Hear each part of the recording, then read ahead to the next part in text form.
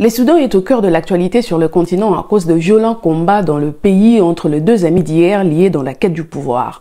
Mais que se passe-t-il exactement? Élément de réponse. Pour mieux comprendre l'histoire d'une fin d'amitié liée par les Kalachnikov et les goûts du pouvoir, commençons au début. Nous sommes en 1969, le colonel Jafar Nimiri fait un coup d'État et c'est là quelques années seulement après l'indépendance du pays émaillée elle-même par une guerre civile résultante de l'intention du colonisateur britannique de remettre le pouvoir aux nordistes après son départ. Nous arrivons en juillet 1972, un accord de paix est signé. Voilà comment le sudiste, donc le Sud-Soudan, vaste de 650 000 km², obtient un statut d'autonomie. Il a désormais son parlement, un gouvernement et même un président qui fait également d'office du vice-président de l'ensemble du pays.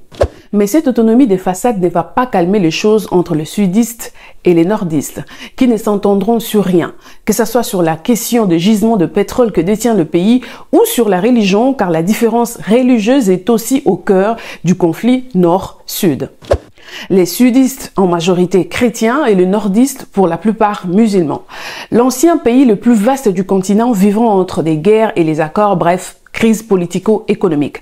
Finalement, en 2011, le jeune pays du continent s'est ramené, le Sud-Soudan, précédé par des violences dans la région occidentale du Darfour, qui ont donné lieu à des accusations de crimes de guerre et des génocides contre l'ancien président Omar al-Bashir. En avril 2019, deux généraux s'allient, il s'agit d'Abdel Fattah al-Burhan et Mohamed Hamdan Dagalo, et destituent Omar al-Bashir. Ils se partagent le pouvoir, al-Burhan prend la tête de l'armée et la présidente du pays et le général Dagalo, qui est leader de forces de soutien rapide, FCR, qui regroupe d'anciens miliciens du Darfour, prend la vice-présidence. Arrivé le 15 avril, les deux alliés deviennent des rivaux. Rien ne va plus entre les deux généraux qui veulent chacun soit garder ou prendre le pouvoir. L'un des points de désaccord entre les deux est la dissolution du FCR chapeauté par Dagalo et sa réinsertion de l'armée régulière. Si le général Dagalo veut un calendrier de 10 ans pour son intégration de l'armée, son ami Burhan exige que cela se fasse en 2 ans.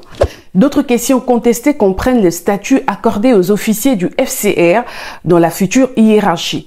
Mais surtout la question de savoir si les forces du FCR devraient être sous les commandements du chef de l'armée plutôt que du commandant en chef du Soudan qui est actuellement Burhan.